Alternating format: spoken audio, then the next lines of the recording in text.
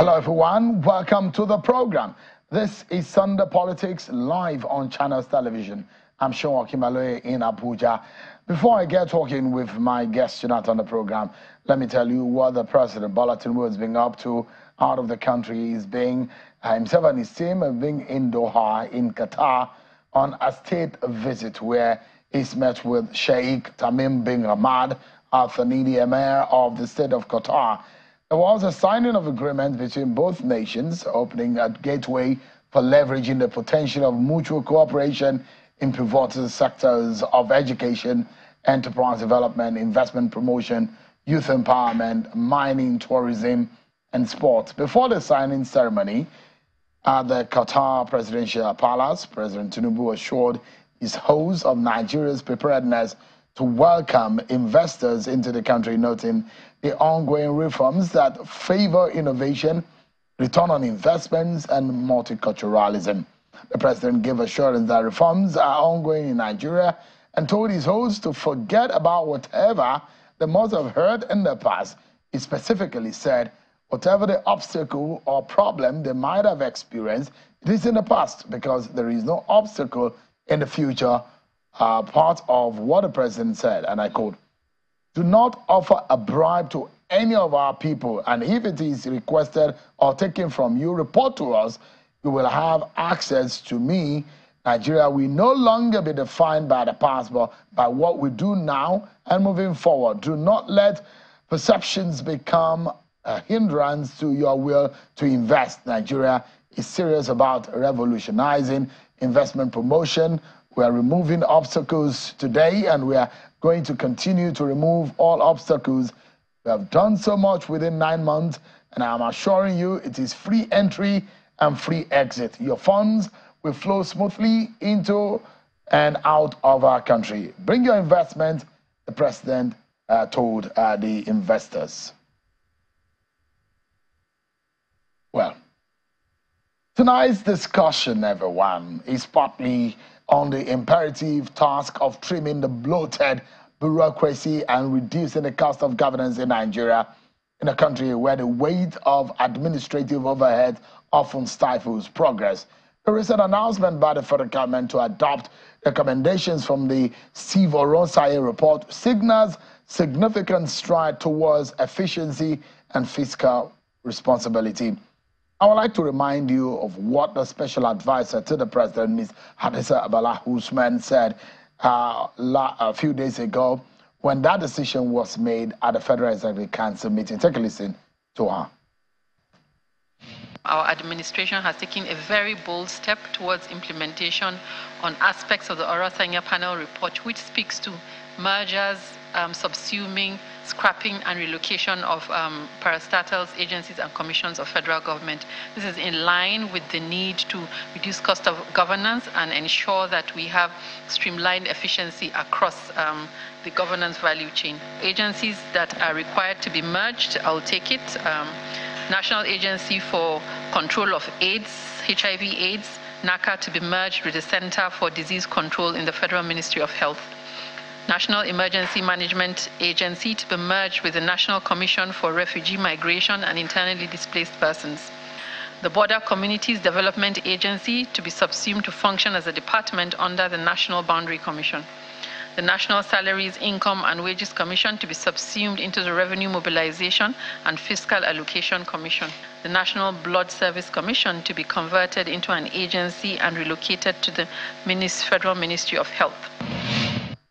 Hadissa Bala Usman, the advisor to President Bola Tinubu. This strategic move is aiming at scrapping, merging, and streamlining of various ministries, departments, and agencies, MDAs, underscores a pivotal moment in Nigeria's quest for leaner, more effective governance structures. Well, that's captured by the Steve Oronsaye report, which about 3 other presidents have not been able to really implement. There are white papers to that effect, but they've never come to pass. But now that Nigeria is suffering some kind of lean purse, not because we do not have money, because there are those who debate that Nigeria is not a country without money or potential, but it is perhaps how these resources are being administered. However, there are a series of debates over how the federal government should tackle the issue, and there are those asking for a review of the original report. Tonight, as we delve into these multifaceted issues, we must scrutinize not only the potential savings, but also the broader implications of service delivery, accountability, and the socio-economic landscape of the nation. At a time that the government of the day spent about 8 to 9 months in office, and the issues surrounding the economy, the socio-economic well-being of the citizens of the country, and agitation across the land. Tonight, I'm being joined by a former Minister of Aviation and the Chancellor and founder at the African Institute of Policy and Leadership, Mr. Osita Chidoka. He joins us live here in our Abuja studio. Many thanks for joining us tonight. Thank you very much, Sean. Yeah, let me quickly get your view on the quote that I got from part of what the president said to the Qatari government and the people in Qatar and investors about what goes on. Because it's a portrayal of what goes on in the country when he says, do not give bribe to anyone. If anyone is asking for bribe, report to me. What do you make of that kind of statement from the president? An unfortunate statement. I was shocked, embarrassed that he's continuing the Buhari-type demarketing of Nigeria. There are many Nigerians who will not ask for a bribe, who will not disturb business. The minority of people who will probably ask you for a bribe are in the minority in Nigeria. The job of the president is to sell Nigeria, to be the chief spokesperson and the chief salesperson of Nigeria.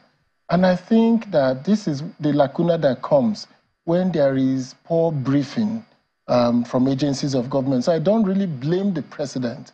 I blame the inability of people like the Minister of Information, the Minister of Foreign Affairs, about what is the theme of the government. The government has to adopt a theme.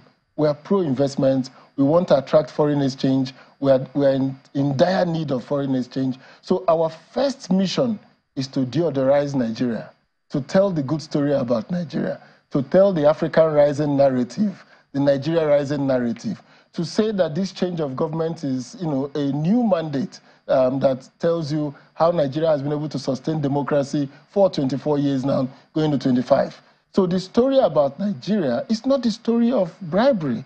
It's not the story of corruption. And we don't want a president who people are calling from Qatar to report people who take bribes. They should report them to the police, to the EFCC or ICPC or any other office of government that deals with that. I do not think that his contemporaries in other countries are busy looking for bribe takers. Yeah, you don't think he's a president who says, I want to take, I do not want anyone around me within government to stifle the investment arrangement that we've made?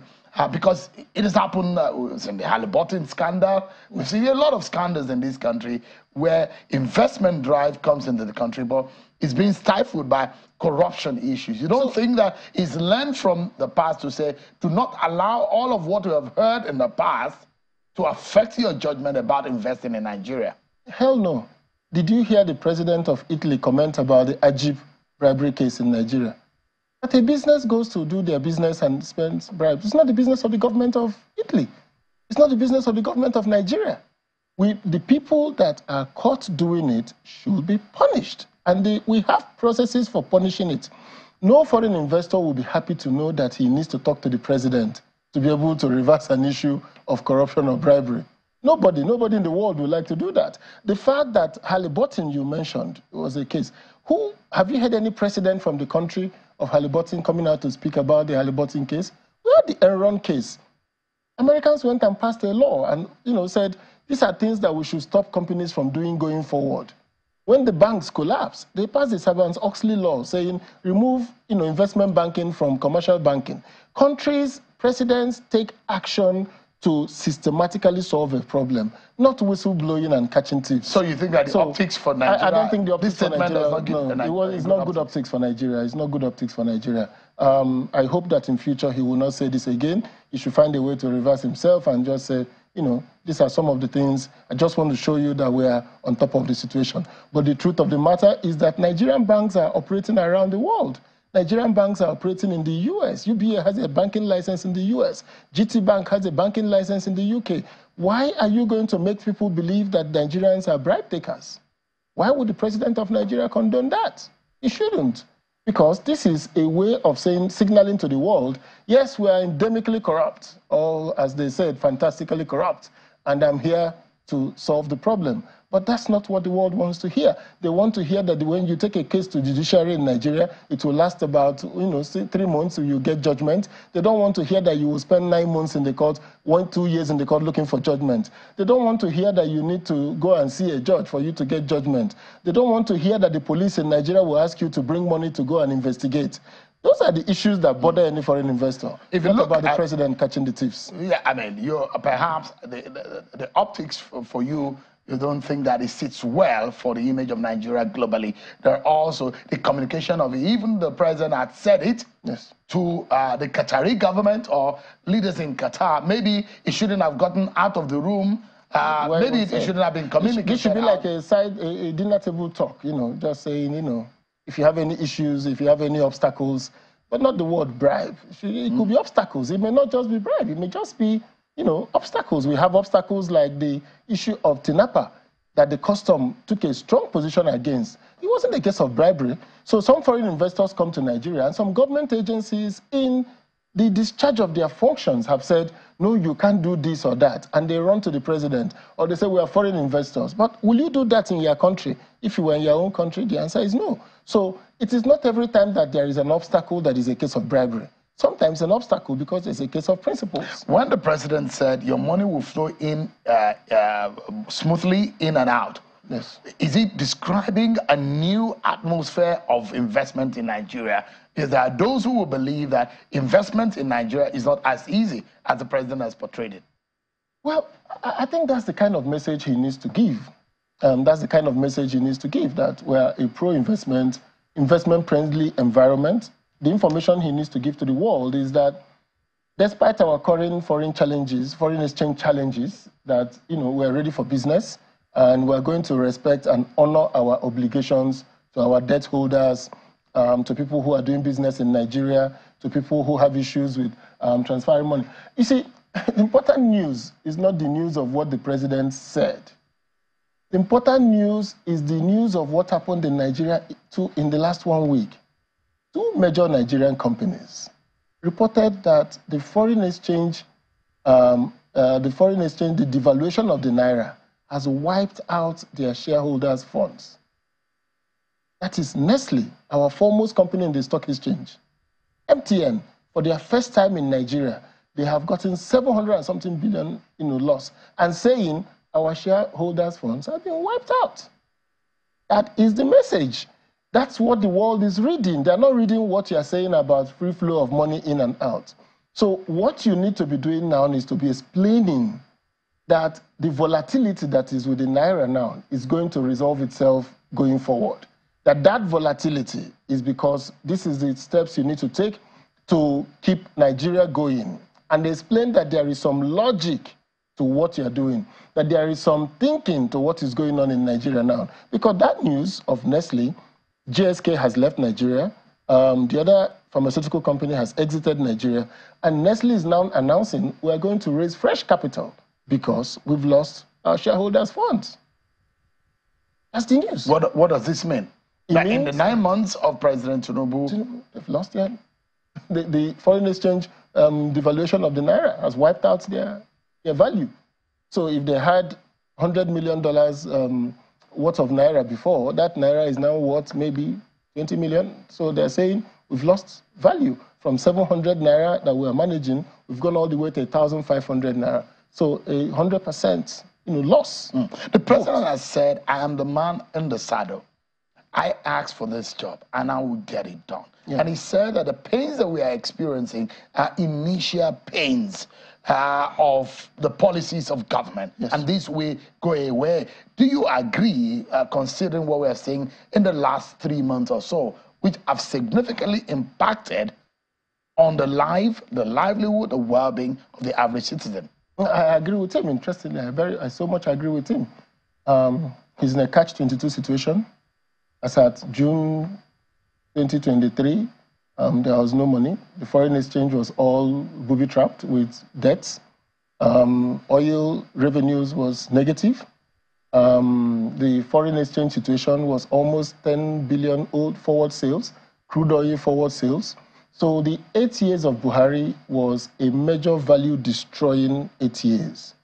The APC government led by Buhari destroyed value in a significant manner, in an unprecedented manner, just similar to his 1984 destruction of value. So now, but he did it for 8 years, so the damage was humongous.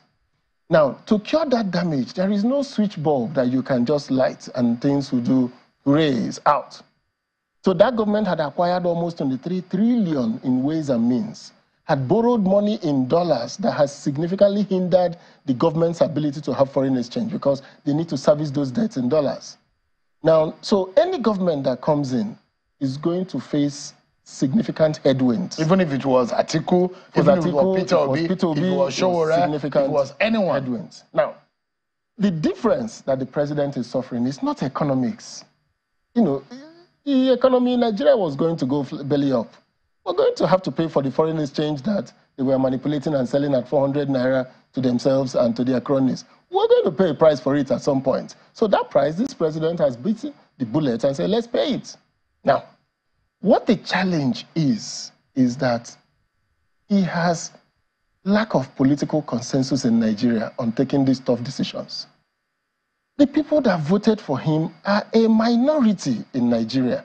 63% of the voters did not vote for him. So he needs to woo them that now that I'm president, I need to bring you guys on board because I'm going to take decisions that are going to hurt. So he needed that. He's not doing that. He needed to also tell the country that before we even go forward, I am going to tighten the belt. As the captain of a plane will say to you, ladies and gentlemen, we are going to be expecting turbulence. Please sit down, tighten your seatbelts, fasten your seatbelt, no movement, all crew sit down. We're going into turbulence. That's what the captain announces when he's heading to turbulence. Now, this president has ignored the 67% and continued with his 37%, 63%, and continued with his 37%. Not only did he continue with his 37%, he has taken it to another half of his 37%, even in his appointments and body language. So he has taken it further away. Now, what he doesn't understand is that this is no time for grandstanding. Decisions are going to be difficult anyway. It is time to show, first of all, I am biting the bullet. I'm going to cut down on my own expenses. I'm going to make sure that government across all boards are cut down. He needed to have even brought up the Orosaya report first, cut down the Senate and the House of Reps to ask our national question. Do we really need two houses in this country? He needed to have kept the country talking and say, look, we need to find ways to cut these costs. Some kind of restructuring. I don't want to use the word aligning the structure or rejigging the structure. I don't want to use the word restructuring. It has its own connotations in Nigeria. I want to just use the word, the cost I'm carrying is heavy. Rethinking the manner in which we do things. Spending money. So that would have been akin to what Babangida did when he came to power after Buhari. He said to the country, you know, this is Professor Cookie. Go and find out from Nigerians what kind of political arrangement they would like. Then he had Aboyade, the economist, set up the 50-man economic team, Professor Aboyade, Iken and Zimiro, both communists, both Marxist lecturers, and they brought them together. Then he led the country on an IMF debate. Should we take IMF loan or not? The country said, let's take the conditionalities, but not the loan. So we went ahead. So when the SAP difficulties came, people were expecting that difficulty. Already? He had our consensus. Let me pause you for a moment, because when we come back, a very difficult conversation on cutting the cost of governance. Is it window dressing, or is it a real deal that the President Tinubu government had presented to Nigeria in wanting to implement a portion of the Orosaya report? That those who say, go back and review that report, is in fact outdated. I'd like to get your view, but we need to take some break. We'll come back after this break, everyone. Join us again. Thank you so much, everyone, for staying with us. A former Minister of Aviation and Chancellor and founder, Athena Institute of Policy and Leadership, Osita Chidoka, has been speaking with us on the program tonight. You were talking about how we need to shed some weight, to shed some load, to be able to spend what we really have. But the question I'd like to ask you quickly before we get into that, Do you, in your mind, think that the president is doing a good job in handling the economy? There are those who have high hopes of him, that is because of his background in accounting and where those things that he has done, being the governor in Lagos and the manner in which he have run that state, perhaps it will better than any other government or any other president we've had in the past. He will handle the economy better. In your own assessment, do you think that he has done a good job in the past 8 or 9 months? It will be better.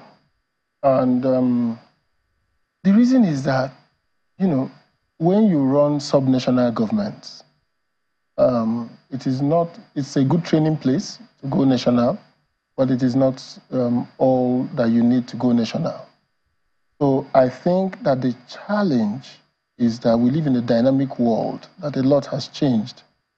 But the team he trusts and the people he's used to and familiar with, you know, are for the first time being confronted with a sovereign state, where their decisions are not going to be covered up by the federal government from Lagos. You borrow money from the World Bank to do the red line or the blue line. You know, it's contingent on Nigeria's sovereign rating. This time around, you're the sovereign.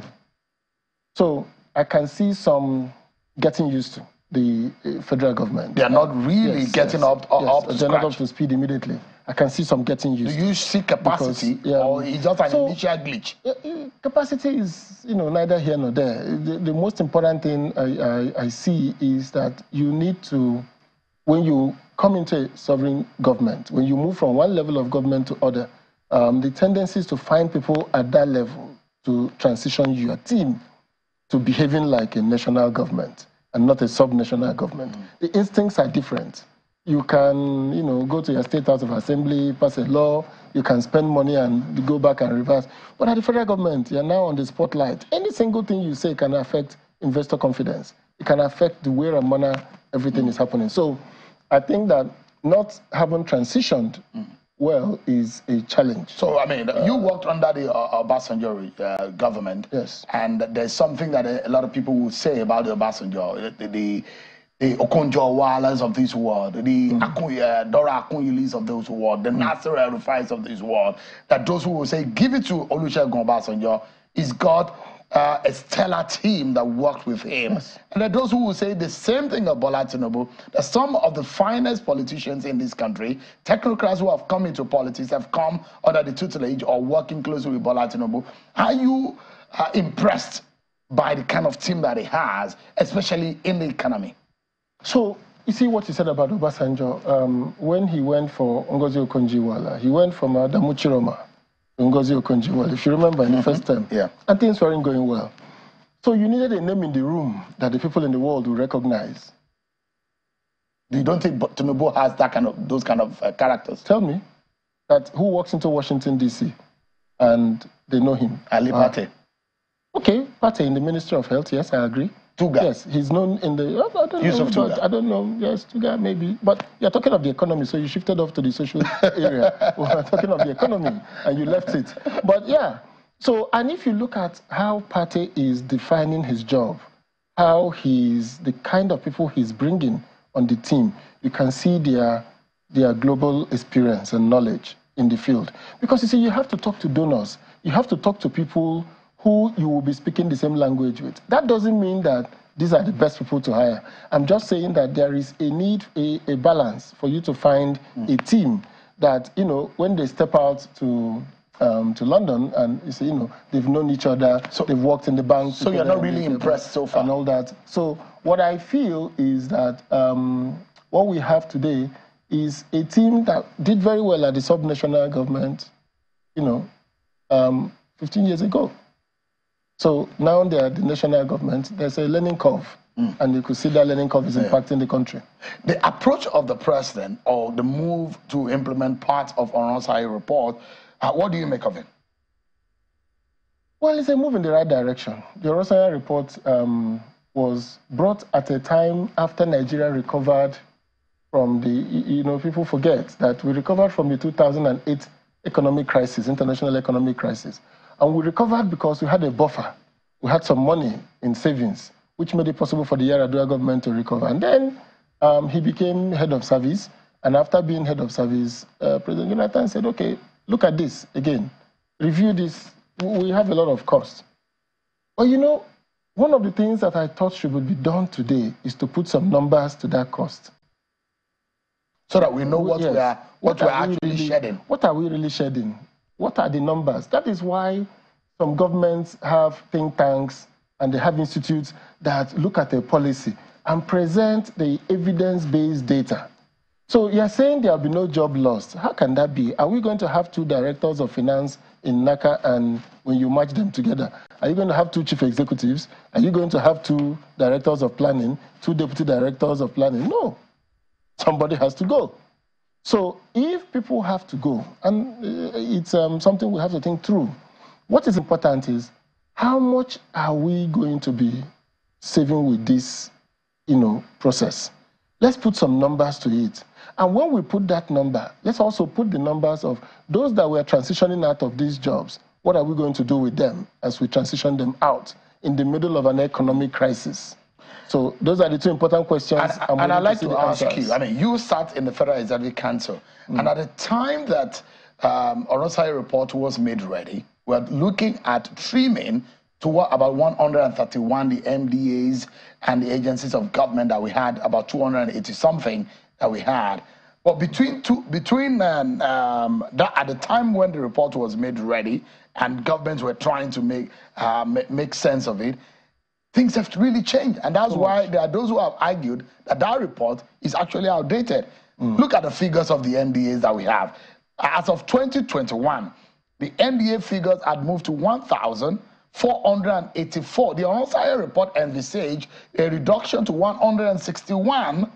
But look, we have, as of 2021, 1,484 MDAs and 541 corporations.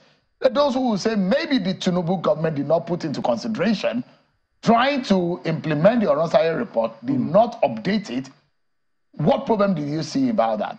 So that's a small argument, and it's for me, the government is not you see, when you say the Orosai report, what I hear the government saying is that they are reviewing the cost of governance as it affects the size of government agencies. And the bottom line of the money that I don't think it's going to end with the Orosai report.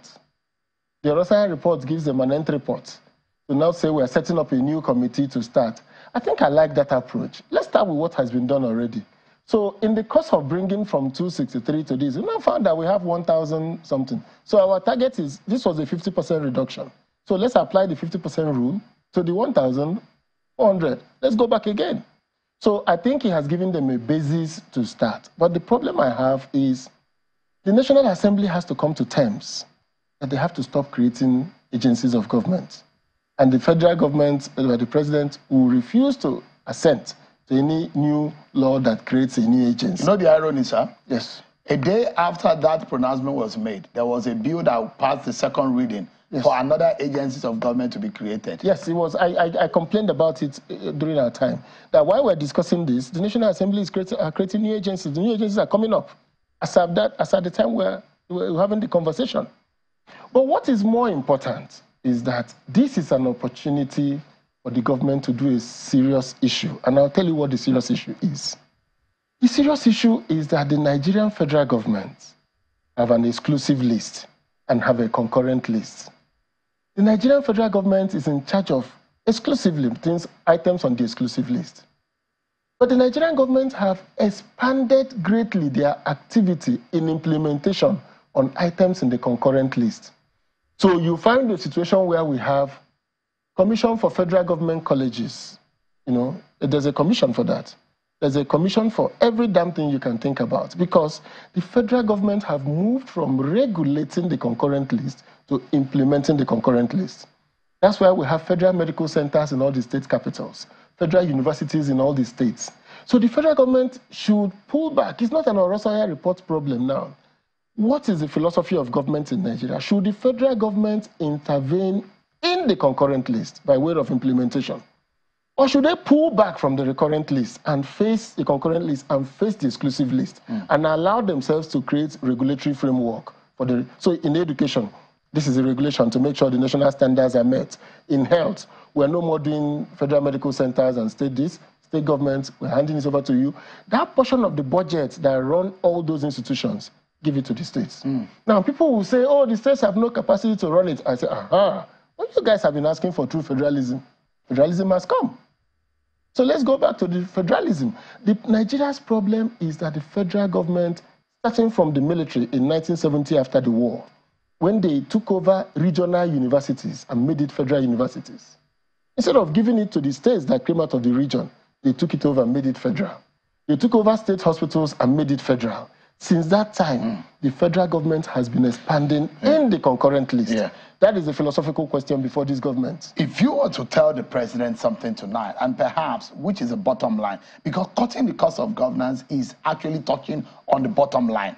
The revenue that goes into the current expenditure and running actual cost of governance, those who work in government, that the taxpayers pay salaries and run their holidays, run their offices, run the zoo, run their rents in Abuja, run their zonal offices. These are the fundamentals. For you, with your experience, you ran FRSC, you ran the Ministry of Aviation. If there is something that will be significant, that will be beyond window dressing, because there are those who will criticize this government to say, you want to cut costs of governance, yet you created more ministries, broke down the Ministry of Sport, Youth and Tourism into about 2 or 3 ministries, and you say you want to cut costs of governance. To wrap up this conversation, what would you say to the president tonight that will be significant for him to do that will hit the bottom line in really cutting the cost of governance? I will say to him, President Bola Tinubu, remember what Governor Bola Tinubu used to say, that Nigeria Federation is faulty, that the federal government is overextended, that we shouldn't have an accountant general. The first time I heard it was from Governor Bola Tinubu, that we have accountant general of the federation. There is no organ called the federation. That we should have the accountant general of the federal government and the one of the federation, that this one is not an accountant general of the federation. It is of the federal government. So let him go back and say, philosophically, the federal government of Nigeria will make Nigerians safe, provide all that is in the exclusive list, and allow the state governments to lead on all the matters, to implement all the matters that are in the concurrent list. I will no more participate in the concurrent list. So that way, all these agencies, I will devolve them to the states, and I will give the money that I've been spending on them, we will share it pro rata and give it out to the states and say, go and run them. We will set up, monitoring and national standards. But if he doesn't retreat, if President Tinubu's argument as Governor Tinubu, he doesn't now want to do it as president, then Nigeria is doomed, because cutting down the agencies is not going to provide new services. It's not going to help in making those items work. The idea that we were able to pull back on AIDS is the work of NACA. NACA did a great job in helping us in global funding, also in getting the awareness that has reversed the growth of HIV/AIDS in Nigeria. The Nigerian agencies have done well, but that is not the job of the federal government in some of these cases. So they need to go back and answer that philosophical question. Who should take care of the concurrent list? Which touches to the core of our existence as a nation. Osita Chidoka is a former Minister of Aviation and sits as the Chancellor and the founder of Athena Institute of Policy and Leadership. Many thanks indeed for those thoughts that you've shared and the experience that we have gleaned from your years of running agencies of government. Thank you so much indeed for your time. Thank you so much. I appreciate it.